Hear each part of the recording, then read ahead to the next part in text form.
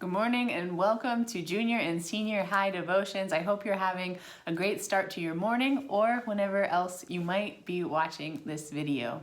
We're continuing our talk about Thanksgiving and gratitude. We're talking about thanking people and what an important act that is.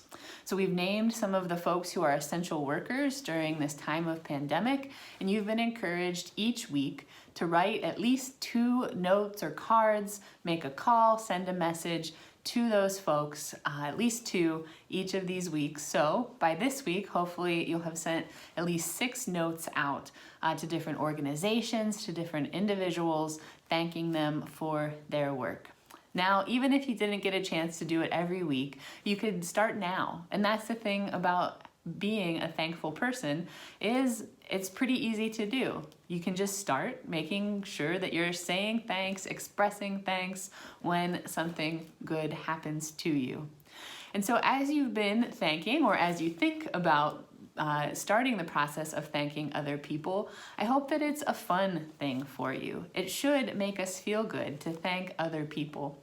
And it feels good to be thanked in return. And so I want to thank you for your attention to these videos, for writing those notes or preparing to write them if maybe you've procrastinated on it a little bit. But thank you. It's really important that even as we're apart, we're engaging with our faith and, of course, taking the time to thank other people. We're going to look at a passage from the book of Colossians this week as we talk about Thanksgiving and being a thankful person.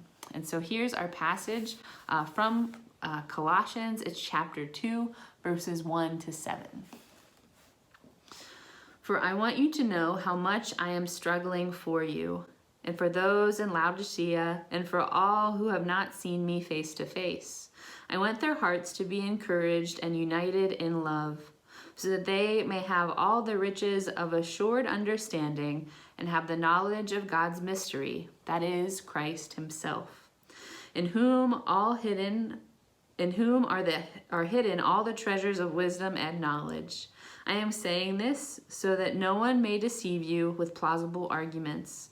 For though I am absent in body, yet I am with you in spirit, and I rejoice to see your morale and the firmness of your faith in Christ. As you therefore have received Christ the Lord, continue to live your lives in him, rooted and built up in him and established in the faith, just as you were taught, abounding in thanksgiving. Now, when we were first talking about faithfulness, we read another one of Paul's letters from Philippians, and now we're in the book of Colossians. Paul lived kind of a hard life. He would travel around to all these different churches, but sometimes he wasn't there for very long, so he would just have these moments of contact and then have to go away again. And oftentimes, sometimes our letters are from when Paul was imprisoned.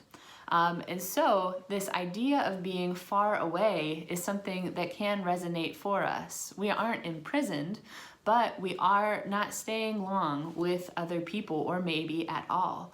And so we are away from each other. That's what Paul is saying when he's absent from these other people. He's made a quick point of contact and then has to move on his way. And so we have this time of being separated, and yet we are still connected. We're connected because God has united us in faith, and we have to go through some actions to keep that connection, though. God's connection never leaves us, and God's connecting us never ends. But sometimes it can be easy to let a relationship kind of fall or go stagnant. But we're trying to make sure people know that we are thinking about them and care about them through our notes of thanks. And so that's for our essential workers, and you could even extend that to maybe someone you haven't talked to in a while that could use a friend to talk to, or just a note saying, hey, I still really care about you even though we've been separated for a while. And this idea of being separate but still connected, it tells us that we are rooted together in Christ. God is a uniting factor for us. It's the glue that holds us together, God's action and God's spirit for us.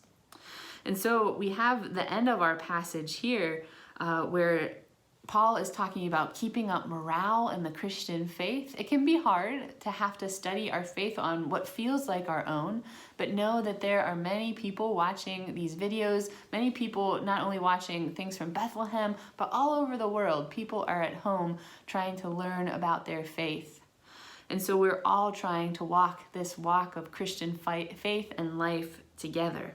And so this spirit can kind of spread through all of us. And again, I said we're rooted in Christ, as Paul says.